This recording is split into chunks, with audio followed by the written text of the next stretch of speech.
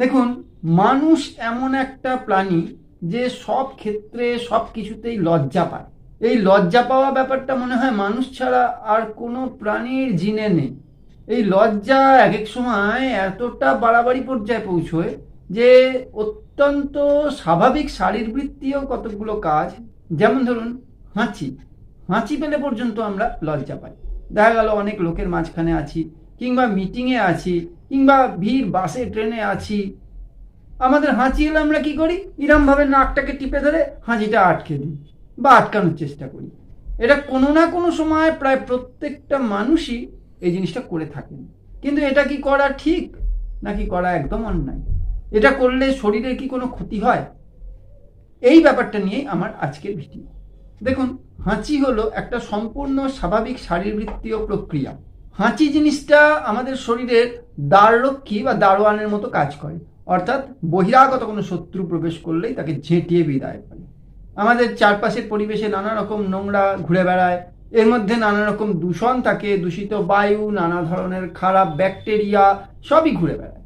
এইগুলো আমাদের নাসারন্ধ্রের মধ্যে দিয়ে নাকে প্রবেশ করে। তখনই বহিরাগতের উপস্থিতি টের পেলেই তখন আমাদের শরীরে থাকা একটা বিশেষ ডিফেন্স মেকানিজম সিস্টেমের মাধ্যমে প্রচণ্ড জোরে আমরা একটা হাঁচি দিই।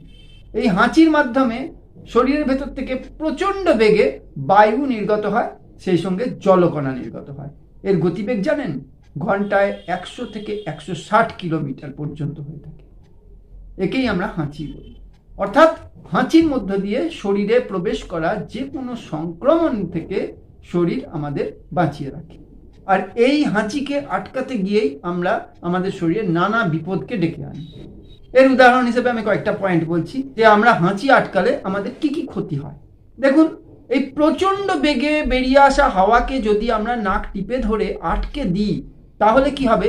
এই হাওয়া সামনের দিকে বেরিয়ে আসতে পারলো না, সে কি করলো?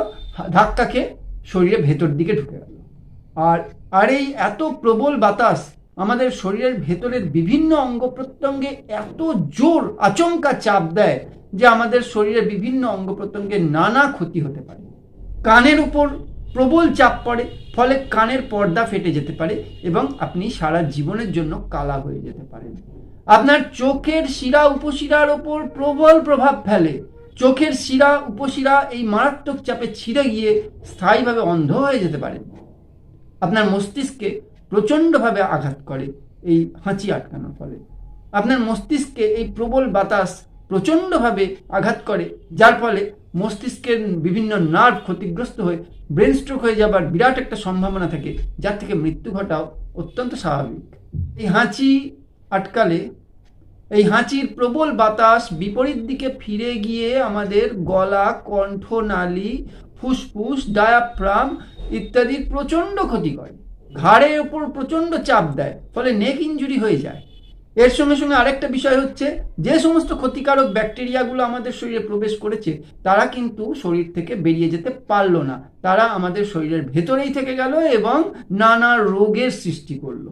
তাহলে দেখা গেল কি, যে আমরা যদি হাঁচি আটকাতে যাই, তাহলে হাঁচির এই উল্টো রিয়াকশনে, অর্থাৎ এই যে হাওয়াটা বেরোতে পারলো না, প্রবল বাতাসটা বেরোতে পারলো না, এটা ফিরে গিয়ে আমাদের শরীরে বিভিন্ন নার্ভে ধাক্কা মারলো এবং আমাদের গোটা শরীরের বিভিন্ন অঙ্গ প্রত্যঙ্গকে নষ্ট করে দিল, এবং যার থেকে আমাদের অনেক সময় মৃত্যুও হতে পারে।